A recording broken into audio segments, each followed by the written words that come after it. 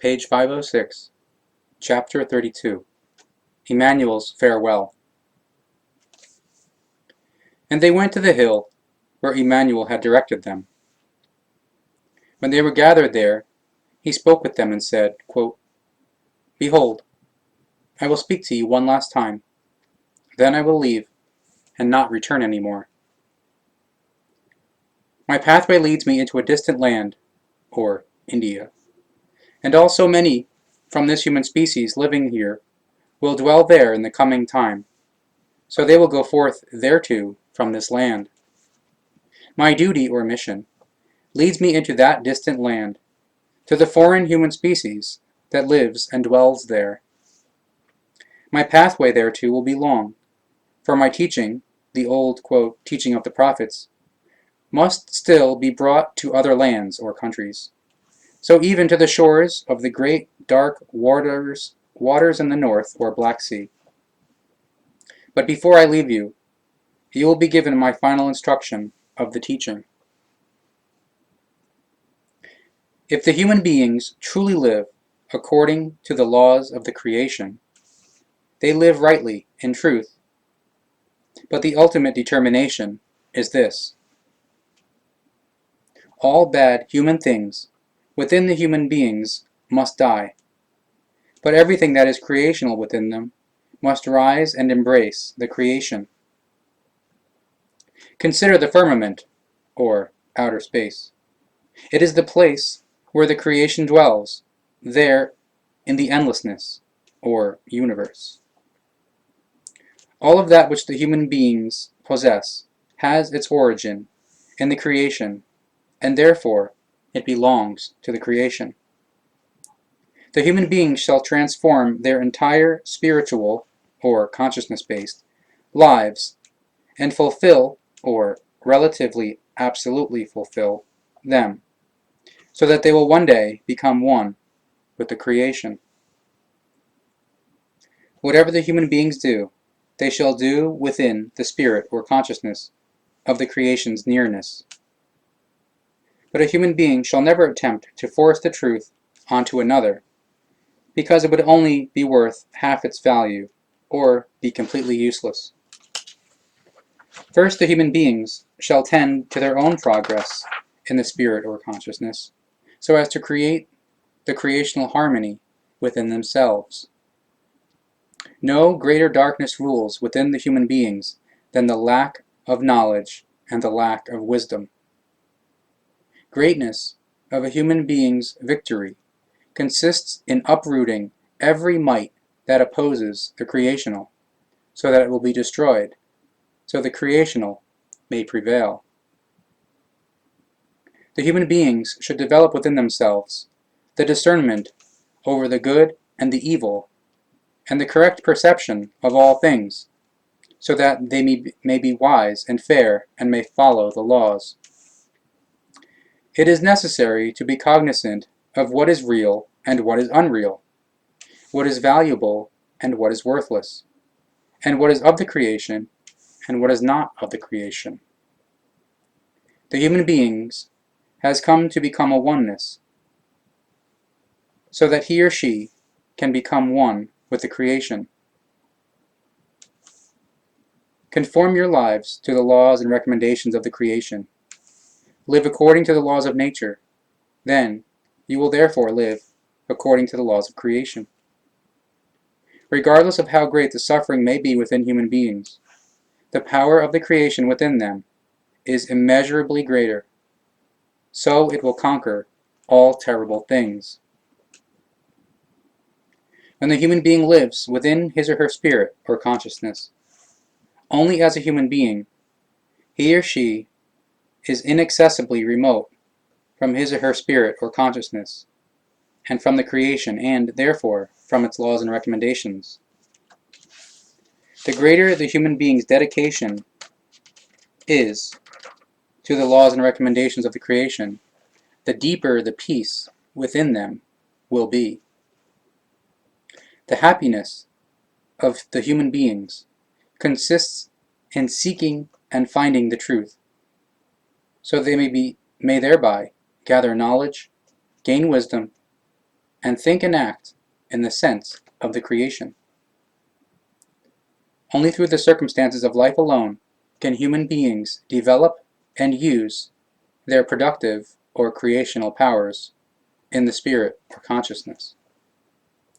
The human beings should practice unfolding their powers and capabilities daily, for only through this can they gain experience in their use. As long as the human beings do not become one with the creation, they will never be able to rise above the death or the apparent death, since the fear of the uncertain is within them, and only once they recognize the near or relative absolutely full development and oneness of the creation can they slowly begin to acquire sublimity, or dignity, greatness, maturity, and elevation. Instead of being led by wrong impulsions, or wrong motives, and wrong drives or impulsive urges, human beings should live by cognition and wisdom, so that they may live fairly according to the laws and recommendations. The human being should not lose his or her way in the thickest of limitations, but he or she should expand his or her spirit or consciousness and seek and find the knowledge, the insight or rationality, and the truth, and from these comprehend or learn the wisdom. Thereby, they will come closer to their life's goal and become cognizant of the creative or creational origin or principle in all things.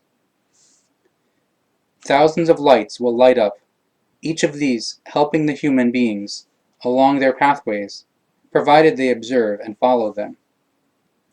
The human being will attain all his or her knowledge and the wisdom, provided he or she seriously strives for the near or relative, absolutely full development in his or her spirit or consciousness. The laws and recommendations of the creation serve all those who strive to search for them in unlimited measure, so that the truth will be grasped or learned from them, and the wisdom will arise therefrom. In order that the human beings are mastering all possible orientations within themselves and develop their powers of the spirit or consciousness powers to higher and higher levels, and in so doing they nearly complete or relatively, absolutely fulfill themselves. The human beings should not attempt to dwell upon their physical misery, but upon the reality of the spirit or consciousness and the life or being of the creation. A continual restlessness exists within the human beings, because the intuition lies within them that the creation is their destiny and their determination.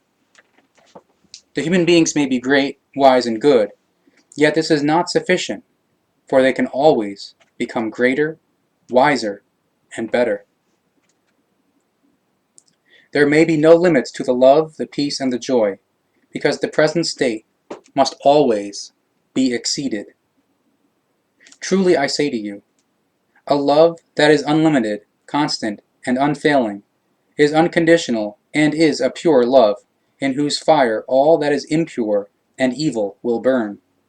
Such a love is the love of the creation and, therefore, its law, to which the human beings have been predetermined since the very beginning. Since this is the ultimate determination for human beings, they must see to it that this is so, and will be so, for this corresponds to their determination. But as yet many human beings do not understand the wisdom of my teaching, therefore it will also be falsified unto all ends of the earth, or worldwide. In their undiscernment or in unintellect, the human beings will falsify it in many wises and forms, so it will be indiscernible and confusing and incomprehensible. But in 2 times 1,000 years it shall be taught anew without falsification, when the human beings have become comprehending and knowing, and a new time in the future heralds great upheavals. And it can be read in the stars that the people of the new time in the future will be great revolutionaries. Thus, some special predetermined people who, under the leading, or guidance, instruction, of the new prophet, will be new proclaimers of my teaching, will teach it unfalsified and with great courage, and will carry it forth or spread everything into the world.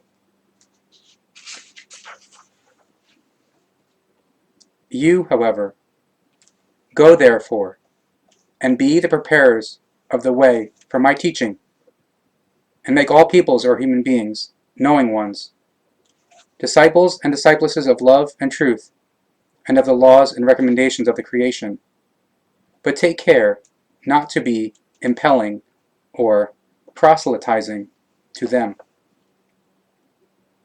However, beware of confused teachings, which you may allow to arise because of your undiscernment or unintellect, for some of you are inclined that wise. Teach and keep everything that I taught you, so you do not falsify my teaching. And it came to pass, that while he was speaking to them in this manner, a thundering came from the firmament, and a great light descended. The light, or Plejaren Ptaah, settled on the ground not far from them, and it glittered brazenly, or like metal, metallically, in the sunlight. Emanuel spoke no more, but went to the brazen or metallic light, and entered into the brazen or metallic light. Then, however, a haze arose all around it, and once again a thundering began, and the light ascended back into the firmament and disappeared. And the disciples and disciplesses returned to Jerusalem in secret, and made known the events among their own kind.